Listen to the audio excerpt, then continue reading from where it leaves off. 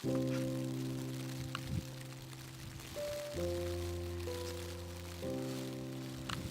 I have played lacrosse for about 6 years. I started in high school, freshman year.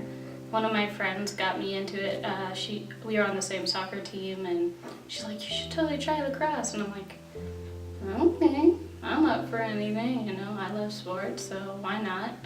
And then so I started playing freshman year, but I was playing as a field player. Then near the end of this season, we learned that they only had a goalie for one more year, so they're like, "We heard you play goalie in soccer. Would you like trying it in lacrosse?" And I'm like, "Okay." It's a lot different, but I guess. And so I tried it. I did pretty well, and then the next year I was on varsity, so. I found out about BYU Idaho lacrosse my first spring semester up here. I knew they had it, but I kind of really didn't want to play because I was a little nervous about having to meet new people, and then I ended up getting one of my friends to play with me so that I wasn't super uncomfortable. My first semester playing, we had awesome coaches. They made it so much fun. I got this call from the head, Serafina, and she was like, "Hey, we need coaches. You've been recommended to coach. Could you come in for an interview?" And I'm like, "I guess." My experience coaching sucked when it came to the whole organization of it, but when it came to the girls on my team, I loved it. Probably the most impacting thing that happened during that season was I was diagnosed with depression, anxiety, and I had really bad insomnia. I was probably getting 2 to 4 hours of sleep a night. So that caused a lot of issue because I couldn't eat.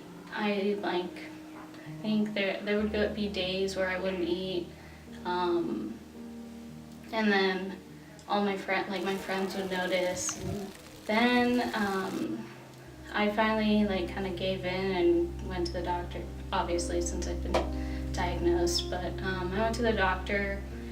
They tried to treat me at first. They sent me to the counseling center, and after talking to the counselor, she was like, "So you probably have depression." It made things a lot worse. So the antidepressants kind of just screwed me up. I had gone a few days without eating, and having to go to lacrosse practice and try to participate, I never really had the energy to. I ended up starting to cut, and it got to the point where I told a friend, and I said I wanted to stop, and I did. It was at that it just felt good when I did it, and so I was like, it's really hard to stop. And then having to hide that from my players so that they couldn't see. I would always be wearing long sleeve shirts to try to hide it, because how awesome is it to be a coach and you're cutting yourself? That's totally not. I relied a lot on my assistant coach to help me. I met with this counselor, and he made it sound like cutting was okay. And so I'm just like, well, if it's okay, then why not? It makes me feel better, you know? And it was hard. I would say that by the end of this season, I wasn't better, to be honest. I was still struggling a lot with a lot of different things. And then, I had made a little bit of progression, but not enough to I was still having the issues with cutting and stuff. But then after more time being on the meds, and just this summer, It gave me a lot of time to just think about things and just think about all the people that I had in my life to do better for.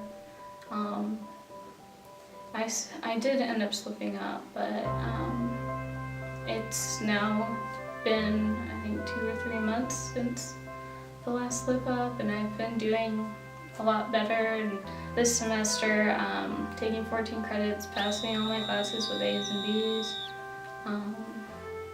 And then I've even started working these past few weeks, and so I'm super busy all the time, which has helped a lot, I think, because it doesn't really give me much time to think about all the crappy things that happen.